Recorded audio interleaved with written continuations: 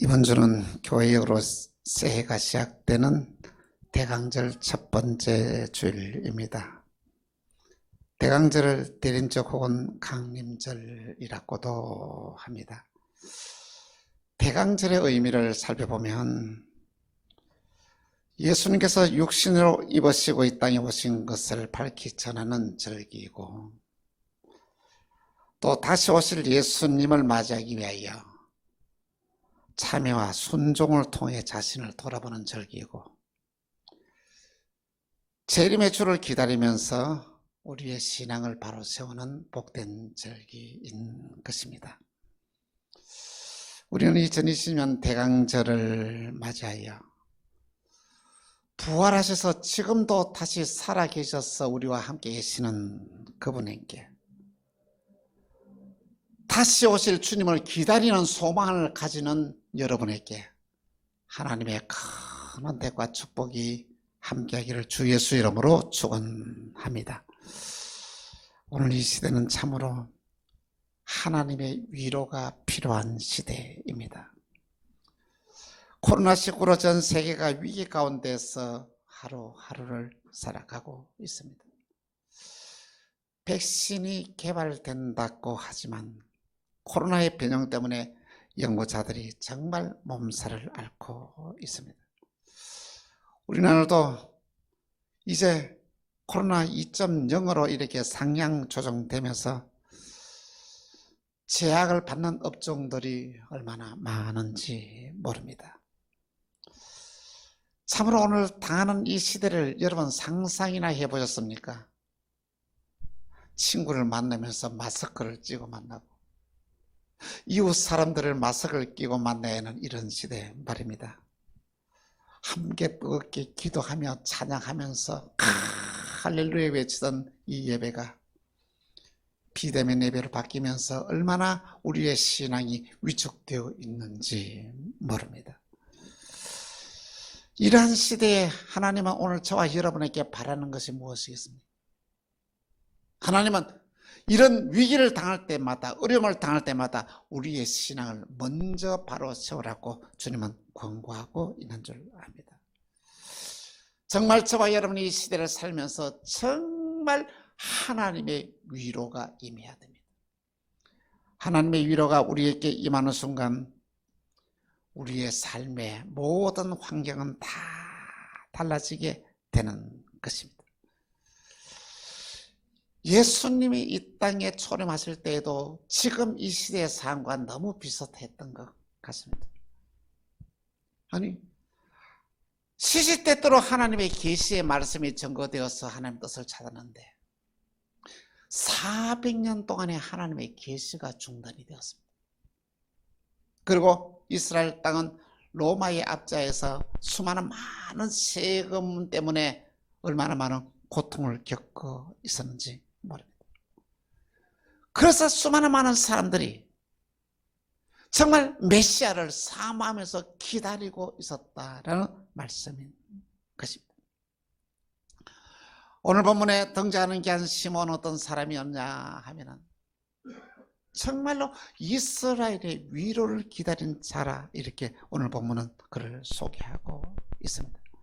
누가복음 2장 29절에서 32절에 보니까 이렇게 말씀하고 있습니다. 같이 한 절씩 교도합니다. 주제여, 이제는 말씀하신 대로 종을 평안히 놓아주시는 도다.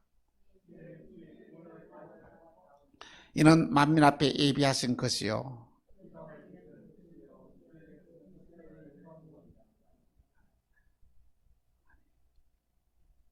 그렇습니다.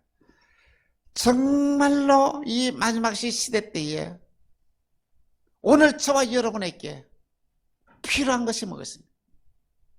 하나님의 위로인 것입니다. 정말로 예수님도 그때 당시에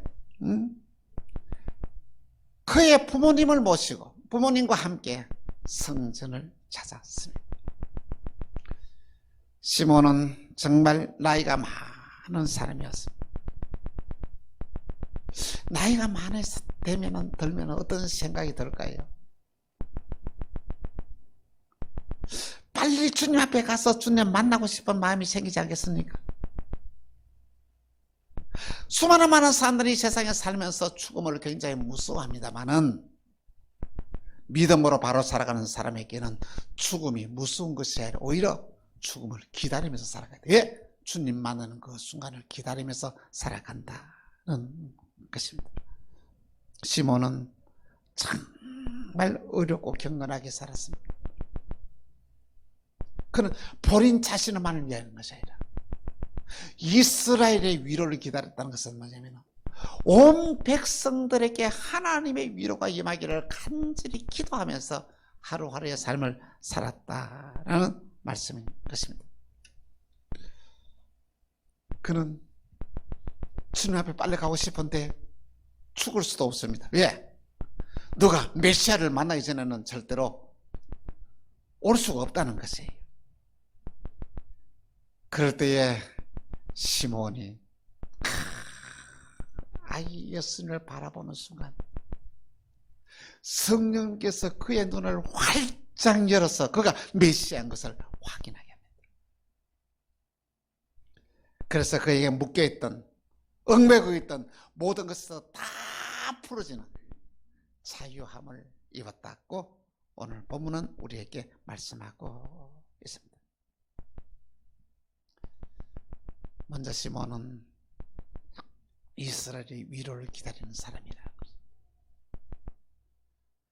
오늘 저와 여러분이 이 세상을 살아가면서 하나님의 위로를 받고 살아가는 그 사람이 행복한 사람이요 축복의 사람입니다. 산상수훈에서 예수님은 애통하는 자는 복이 나니 그들이 위로를 받을 것이며, 하나님의 위로가 임하는 현장에는 놀라운 기적의 일들이 일어나게 되는 것입니다.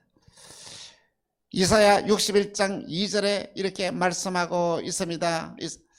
여호와의 은혜의 해와 우리 하나님의 보복의 날을 선포하여 모든 슬픈 자를 위로하되, 3절 시작. 무릇 시온에서 슬퍼하는 자에게 화관을 주며 그 죄를 대신하며 기쁨의 기름으로 그 슬픔을 대신하며 찬송의 옷으로 그 근심을 대신하시고 그들의 의의 나무 곧 여호와께서 심으신 그 영광을 나타낼 자라 일컬음을 받게 하려 하십니다. 할렐루야. 하나님의 위로가 임하면 내 상황이 완전히 끝나고 변화되고 새로워지는 역사가 일어나게 되는 것입니다. 예수님의 공생의 사역에서도 예수님이 정말 불쌍히 여기고 위로하는 곳에는 놀라운 기적의 역사가 일어났습니다. 베세다 광야에서 수많은 많은 사람들이 배고파하는 모습을 보시고 그들을 불쌍히 여기셨던 예수님은 보리떡 5개와 물고기 2마리로 5,000명을 먹고 12광주리가 남는 놀라운 기적의 역사가 일어납니다. 소경을 불쌍히 여기시면 소경이 눈을 뜨게 되고,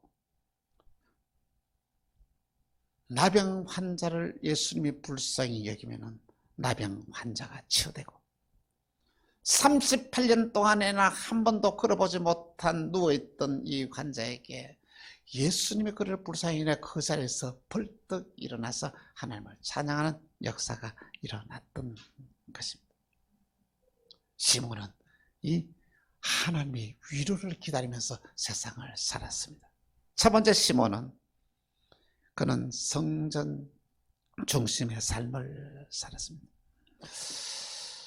신구약 성경을 여러분 쭉 살펴보면은 성전 중심으로 예배 중심으로 살아간 자에게는 하나님은 반드시 그에게 은혜와 복을 더하여 주었습니다. 아브라함은 제단 중심의 삶을 살았습니다. 그는 어디에 가든지 예배를 가장 소중하게 생각을 했습니다.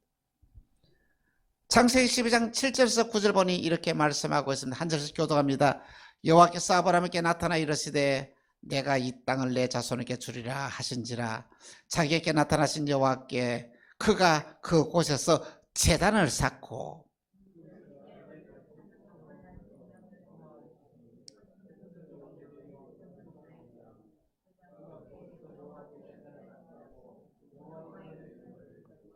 점점 남방으로 옮겨갔더라. 그는 하나님 앞에 예배를 드리면서 하나님의 말씀을 듣고 행동에 옮겼습니다. 그러니 하는 일마다 형통의 복을 그에게 더하여 주셨다는 말씀인 것입니다. 솔몬과 다윗은 성전을 통하여 복을 받았는데 다윗은 성전을 짓기 위하여 짓고 싶었으나 하나님이 허락하지 않았으니까 성전을 짓기 위하여 준비하면서 큰 복을 받았고, 그의 아들 솔로몬은 성전을 지어서 하나님 앞에서 돌리면서 그 영광의 복을 받았던 것입니다. 솔로몬이 말년에 얼마나 하나님의 마음을 아프게 한 적이 모릅니다. 하나님 싫어하는 일을 얼마나 했는지 모릅니다. 그럼에도 불구하고 그 당대에 하나님이 재앙을 내리지 않은 것은 하나님이 그에게 성전을 지으면서 그에게 주신 하나님의 언약 때문이다. 저는 그렇게 생각을 합니다. 아셀 지파 바들의 딸 안나는 성전을 떠나지 아니하고 금식하며 기도하면서 하나님을 섬겼더니 84세가 되어서 메시아 예수님을 만나게 됩니다. 그는 결혼하여 7년밖에 남편과 같이 함께 살지 못했으나 그의 삶이 불행한 삶이 아니고 정말로 성전 중심으로 믿음으로 살았더니 위대한 삶을 살았던 것입니다. 예수님이 우리를 구원할 이 속량의 주라는 것을 알았고 예루살렘의 속량을 바라는 모든 사람들에게 예수님을 전가하는 귀한 삶을 살았다라는 말씀인 것입니다. 그렇습니다. 여러분 어떤 삶을 살기 원합니까? 성전 중심을 삶을 한번 살아보십시오. 교회를 사랑하는 마음을 한번 살아보십시오. 그러면 하나님의 큰 은혜가 축복이 여러분의 삶 가운데 놀랍게 펼쳐지게 될 것입니다. 두 번째 시몬은 성령의 사람이었습니다. 시몬은 성령의 인도하심을 쫓아 믿음으로 살아간 대표적인 사람입니다. 성령님은 보혜사라고 우리에게 말씀하세요. 보혜사라는 것은 오늘 저와 여러분을 도와주는 분이라는 것입니다. 성령님은 우리에게 믿음을 더해주고 우리가 어떻게 하나님을 바로 섬길 수 있도록 우리를 도와주십니다. 성령님은 말씀을 깨닫게 하고 말씀에 순종할 수 있는 능력을 부어주십니다. 성령님은 오늘 저와 여러분을 위하여 탄식의 기도를 하고 있습니다. 로마서 8장 26절에서 27절 이렇게 말씀하고 있습니다. 같이 시작. 이와 같이 성령도 우리의 연약함을 도우시나니 우리는 마땅히 기도할 바를 알지 못하나 성령이 말할 수 없는 탄식으로 우리를 위하여 친히 간구하시느니라. 마음을 살피시는 이가 성령의 생각을 아시나니 이는 성령이 하나님의 뜻대로 성도를 위하여 간구하시며 할렐루야. 오늘 저와 여러분이 성령님의 도우심이 없으나 아무것도 할 수가 없습니다. 시몬은 성령의 인도하심을 쫓아서 살았습니다. 성령의 감동으로 살았습니다. 성령의 음성을 듣고 그는 이름이 결단하면서 믿음으로 언제나 순종하며 살았습니다. 그래서 그가 성령의 인도하심을 받아 성전에 들어가다가 거기에서 메시아를 만나는 아기 예수님을 보고 그의 눈이 활짝 열려지는 놀라운 기적의 역사를 체험하게 되었던 것입니다. 그를 보는 순간 저분은 바로 우리를 구원할 구세주야. 저분은 바로 빛이시야. 빛이 우리 마음속에 들어오면 어둠의 세력이 다 물러가게 됩니다. 근심 걱정이 사라지게 됩니다. 빛이 있는 곳에는 어둠이 존재할 수가 없다는 말씀인 것입니다. 세 번째로 시몬은 이스라엘의 위로를 기다리는 자였습니다. 이 세상에서는 위로가 필요한 시대입니다. 오늘 저와 여러분이 위로자의 삶을 살기 위해서는 하나님의 위로가 먼저 여러분과 저에게 임해야만이 우리가 위로자로 살아갈 수가 있습니다. 대강절은 주님을 만나기 위하여 기다리는 귀한 절기입니다.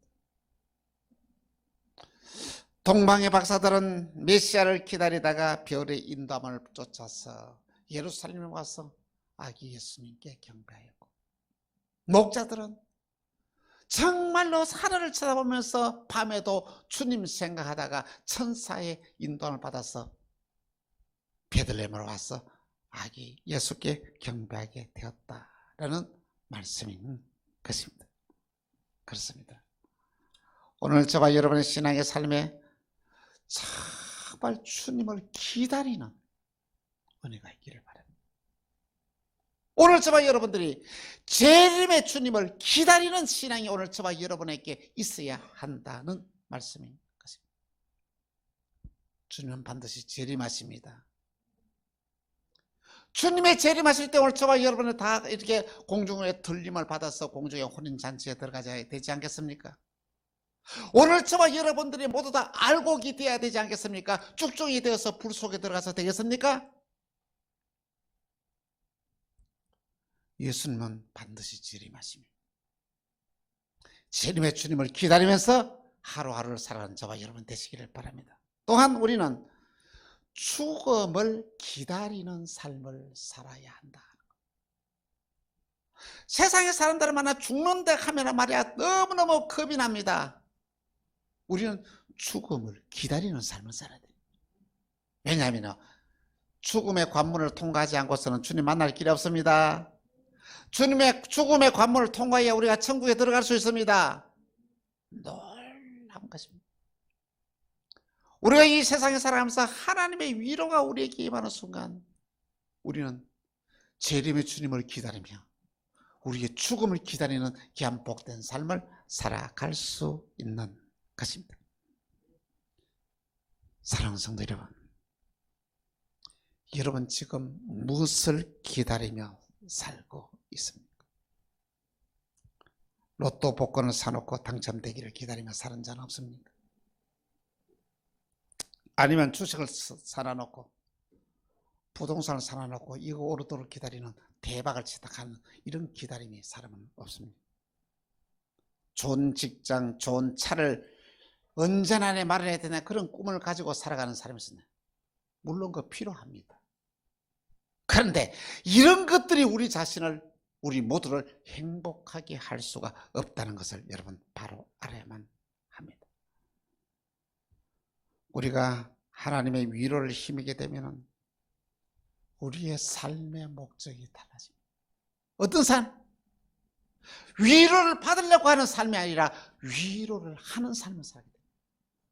오늘 저와 여러분이 하나님의 위로를 우리가 받고 세상에 있는 사람들을 위로하는 삶을 살아가야 한다는 말씀인 것입니다.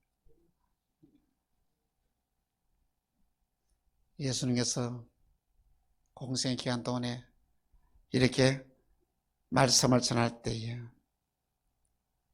이런 비유를 사용했습니다. 오른편은 양들에게 말합니다. 너희가 내가 추릴 때에 먹을 것을 줬고 목마를 때에 마시게 하였고 나그네 되었을 때에 나를 돌보았고 벗었을 때에 옷을 줬고 병들었을 때에 돌아왔고 옥에 갇혔을 때에 너희가 나를 찾아왔느니라. 오른편에는 양들이 말합니다. 주님, 우리가 언제 주님에게 이를 일을 하였습니까? 하였더니 주님이 하신 말씀이 너희 중에 지극히 작은 자 한 사람에게 하는 것이 곧 내게 하는 것이다. 이렇게 말씀하십니다. 왼편에는 염소들에게 말을 합니다. 너희들은 내가 추릴 때 먹을 것을 주지 않았고 목마를 때에 마실 물을 주지 않았으며 나그네 되었을 때에 영접하지 아니하였고 내가 헐벗을 때에 옷을 주지 아니하였고 내가 옥에 갇혔을 때 내가 돌아보지 아니하니라. 주님, 우리가 언제서 우리가 주님을 그렇게 박대했습니까? 했을 때 너희 중에 지극히 작은 자 한 사람에게 하지 않은 것이 곧 내게 하지 않는 것이다. 그렇게 말씀을 했습니다. 성 프란시스가 어느 날 말을 타고 외출을 합니다. 말을 타고 가는데 한 문둥병자를 만나게 됩니다.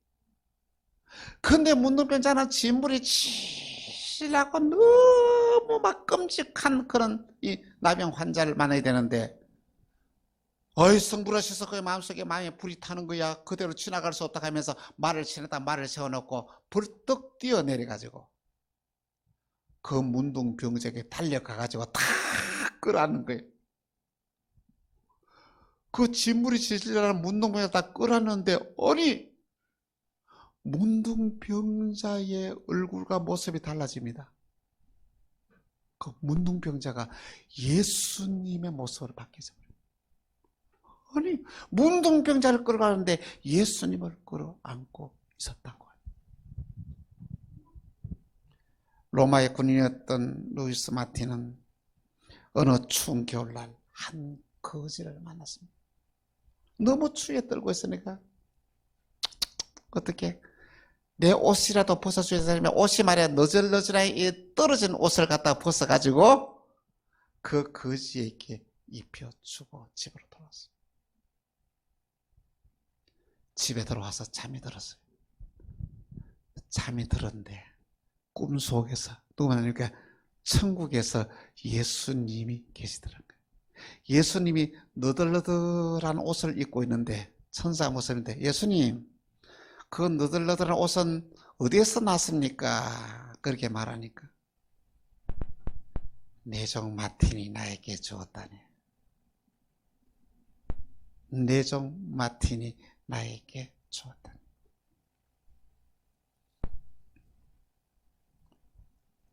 사랑하는 성도 여러분,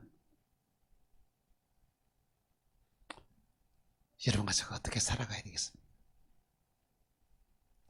주님 기다리며 살아가야 되지 않겠습니까?